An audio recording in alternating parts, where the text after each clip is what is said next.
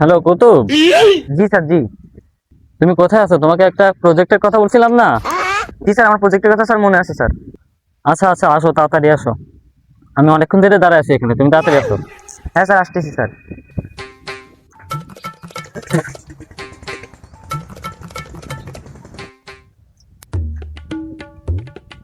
আসসালামু আলাইকুম sir.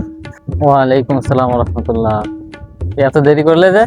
Sir আমাদের স্যার ওইখানে স্যার ট্রেনে স্যার জ্যাম হয়েছিল তো স্যার, এই জন্য স্যার আসতে পারিনি স্যার। ও আচ্ছা, এদিকে আসো। এই যে তোমাকে যে প্রজেক্টের কথা বলছিলাম, জি স্যার।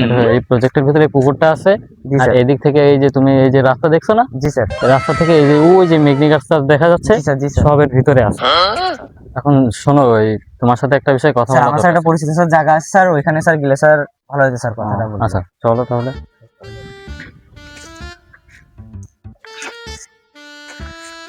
এটার কথা বলছিলে? জি স্যার, চলেন স্যার, বসেন স্যার এখানে।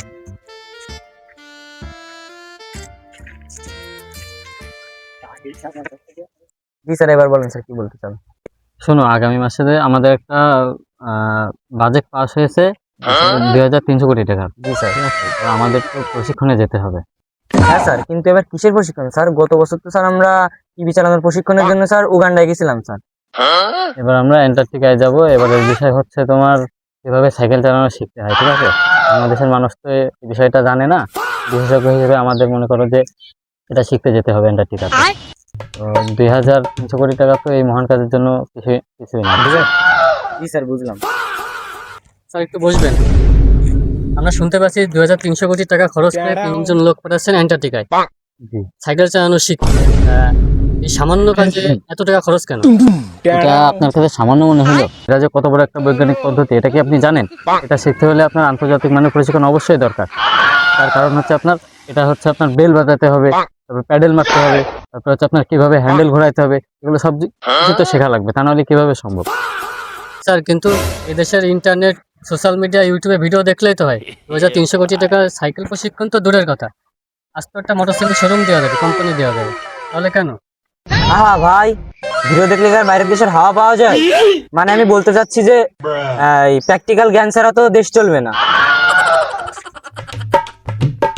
আরে সাংবাদিক ভাই, আপনিও না হালদাতে ঠিকই বলতেছেন। মানে ভাই, আপনিও এদেরকে সমর্থন করতেছেন? আরে না ভাই, আমি ভাবতেছি 2,300 কোটি টাকার মধ্যে আমার জন্য চামড়িতে ভাত খাওয়ার একটা বাজেট রাখা যাবে না। আমি তো সারা জীবন হাতে ভাত খেয়ে আসতেছি, চামচ ধরলে আমার হাত কাঁপে।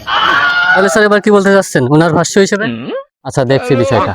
কুতুব, ফাইলটা নিয়ে আসো, আর ওনার জন্য আরো 100 কোটি টাকা ওর সাথে যোগ করো। আর আর প্রশিক্ষণের নাম দেওয়া হচ্ছে পুষ্টি গ্রহণ ও যান্ত্রিক সরঞ্জাম ব্যবহার পদ্ধতি। প্রিয় জনগণ, দেখলেন তো, 2,400 কোটি টাকায় যেখানে সাধারণ মানুষের জীবন বদলে যেতে পারত, সেখানে স্যাররা যাচ্ছেন সাইকেলের বেল বাজানো শিখতে। এই রসিকতা দেশের জনগণের সাথে, আমাদের দেশের ভবিষ্যতের সাথে। সতর্ক হন, প্রতিবাদ করুন। এটা দুর্নীতি নাকি তামাশা? সবাই ভালো থাকবেন, সুস্থ থাকবেন। আল্লাহ হাফেজ।